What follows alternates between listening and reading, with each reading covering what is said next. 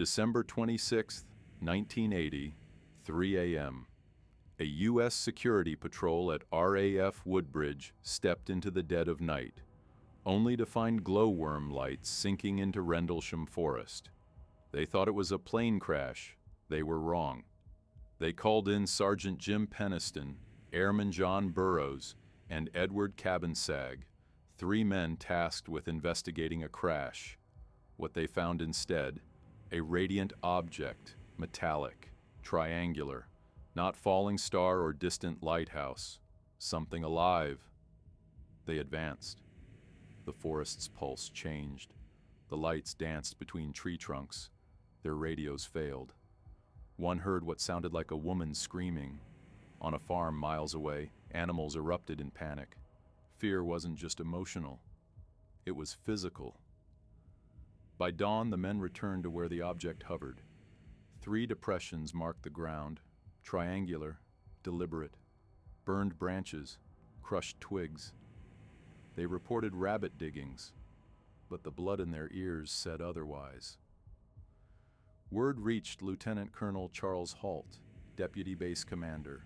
He recorded what followed on a pocket cassette, the now infamous Halt tape.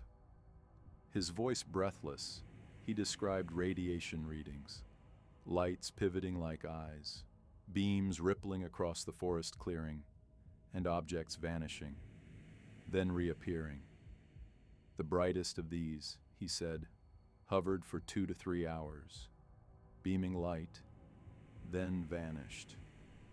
The Ministry of Defense later claimed the event posed no threat to national security and filed it away. But that night, men saw something they could not explain.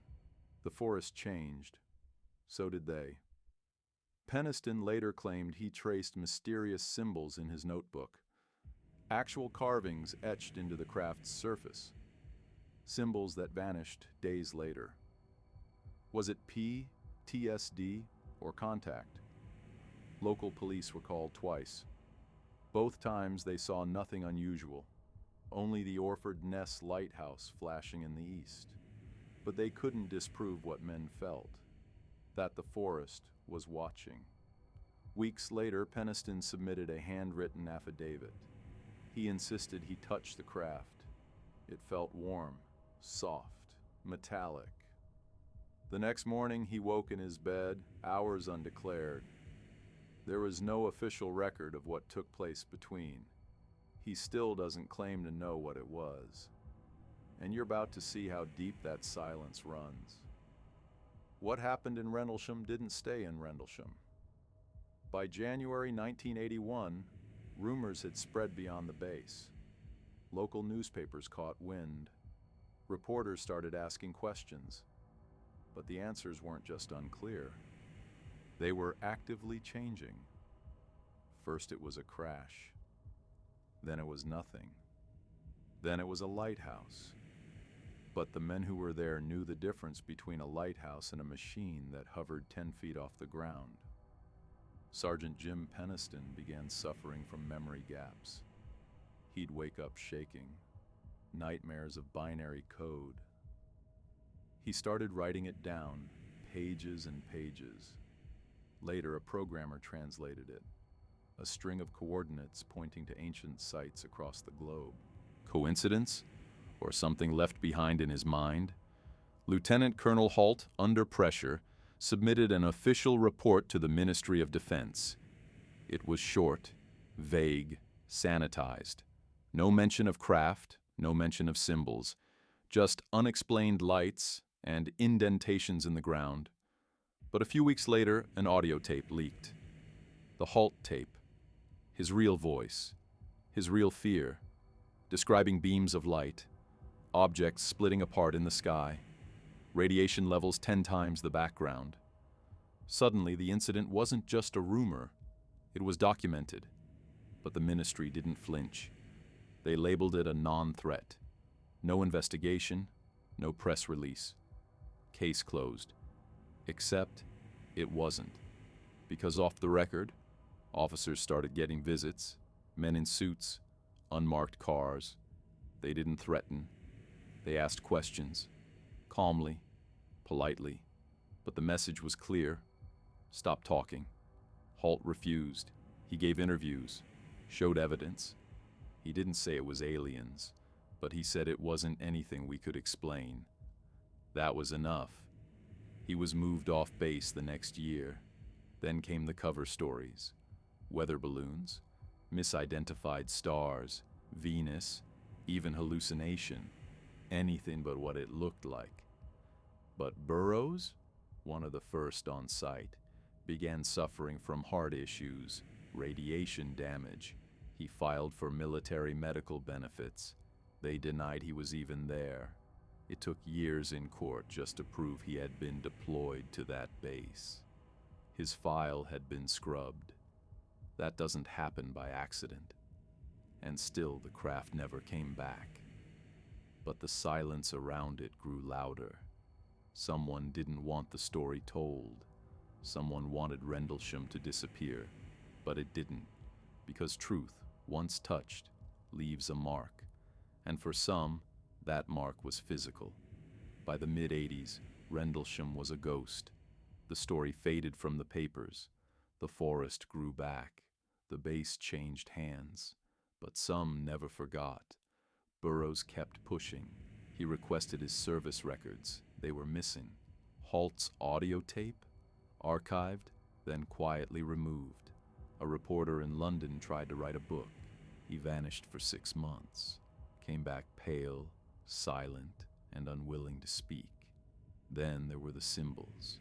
Peniston's notebook, the one with the carvings, went missing in a storage transfer. A backup copy surfaced years later. It was incomplete. The last 5 pages were blank, not erased, never scanned. Investigators interviewed locals. Most remembered the lights.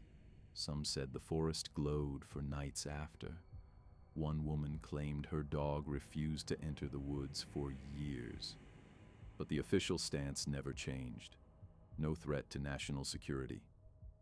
Yet off the record, military analysts met in secure facilities to discuss the incident.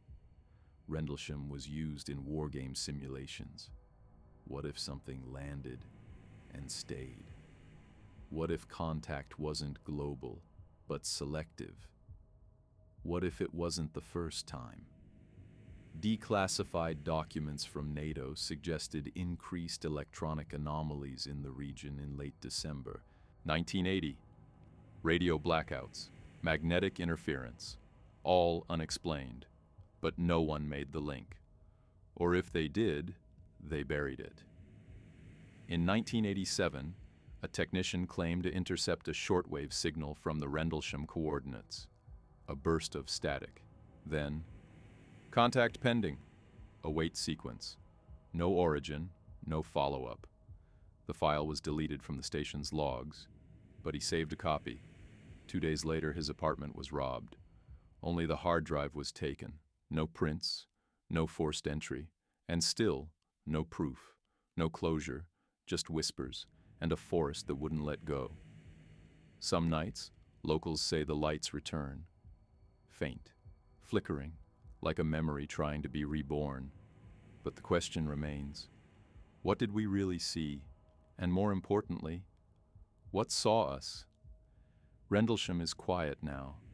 The trees don't talk. The ground has healed. But the silence, that hasn't gone anywhere.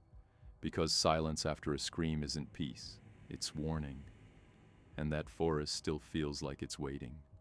Waiting for the next question. Or the next mistake. Some believe the craft came from deep space. Others say it was time travelers, future humans, observing their past. But a darker theory grows louder, that it wasn't a visit.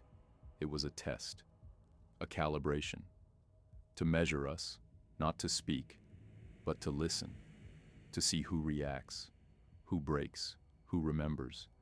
Because maybe they didn't need to land in London or Washington.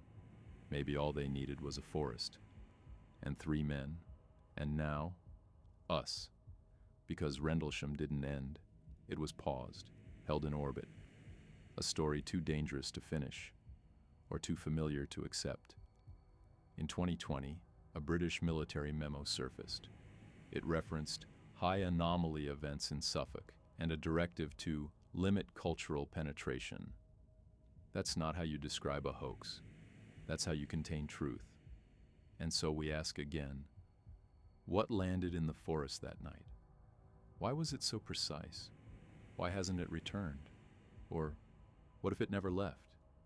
What if we are the ones in quarantine now, not by governments, but by someone else, someone watching, someone waiting? And in that silence, we realize it's not about proving aliens exist. It's about proving we're ready. And maybe, just maybe, Rendlesham was their question, and we were the answer.